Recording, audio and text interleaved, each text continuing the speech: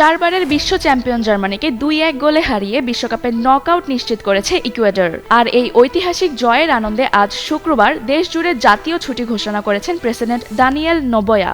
New জার্সির MetLife স্টেডিয়ামে শুরুতেই লেরয় সানের গোলে পিছিয়ে পড়েছিল ইকুয়েডর, তবে ৫ মিনিট পর নিলসন আঙ্গুলো সমতা ফেরান। দ্বিতীয়ার্ধে জার্মানির একটি পেনাল্টি ভিএআর এর সিদ্ধান্তে বাতিল হয়। এরপর ৭৭ মিনিটে গঞ্জালো প্লাতার দুর্দান্ত গোলে ২-১ ব্যবধানে ঐতিহাসিক জয় তুলে নেয় দক্ষিণ আমেরিকার দলটি। ক্লেমনের কিউআর কোড স্ক্যান করো আর ঘুরে দেখো বাংলাদেশের ঐতিহ্য। ক্লেমন ক্লিয়ারলি বাংলাদেশি। সেই সাথে এই জয়ে ৮টি সেরা তৃতীয় দলের একটি হিসেবে নকআউটে জায়গা করে নিয়েছে ইকুয়েডর। সরকারের এক বিবৃতিতে এই জয়কে ঐতিহাসিক আখ্যা দিয়ে বলা হয়েছে, দেশের গর্ব ও ঐক্যের এই মুহূর্ত উদযাপনের জন্য সরকারি ও বেসরকারি সব খাতেই একদিনের ছুটি ঘোষণা করা হয়েছে।